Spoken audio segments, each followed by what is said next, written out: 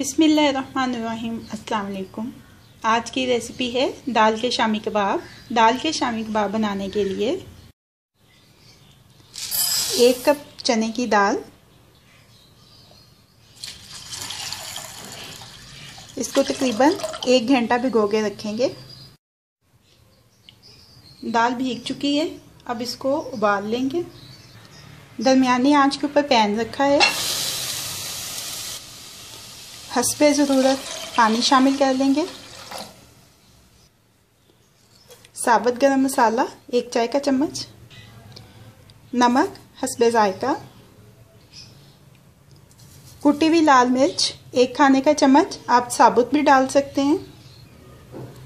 1 छोटी प्याज, 1 बड़े साइज़ का टमाटर, 1 चाय का चम्मच लहसुन अदरक का पेस्ट। मिक्स कर लेंगे एक दफ़ा।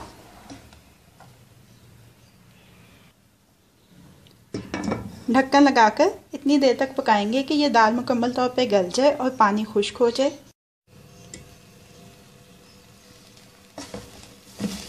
दाल का पानी खुश्क हो चुका है मुकम्मल तौर पे, और ये देखिए ये गल भी चुकी है।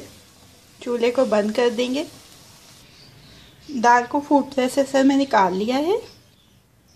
अब इसमें शामिल करेंगे सब्ज़ धनिया बारीक कटा हुआ 2 खाने के चम्मच, 1 छोटी प्याज बारीक कटी हुई, 2 से 3 सब्ज़ मिर्चें बारीक कटी हुई, धनिया पाउडर 1 चाय का चम्मच, ज़ीरा पाउडर 1 चाय का चम्मच। अब इन सारे अज्जा को दाल के साथ अच्छी तरह से पीस लेंगे।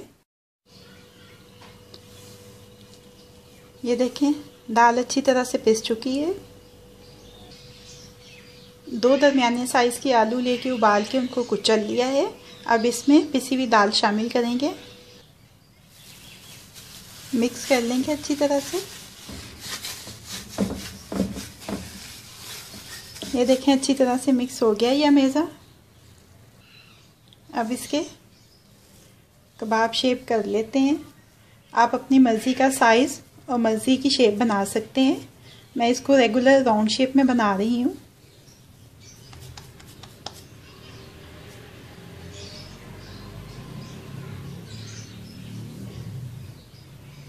ऐसे ही सारे मेज़े के कबाब तैयार कर लेंगे। कबाबों को शेप कर लिया है। 1 अंडे को अच्छी तरह से फेंट लिया है।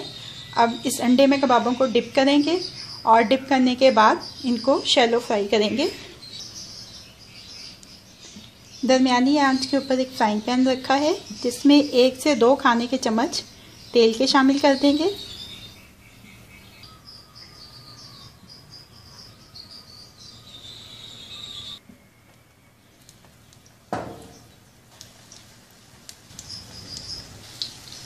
एक तरफ से कबाब फ्राई हो जाए तो इसकी साइड तब्दील कर लेंगे।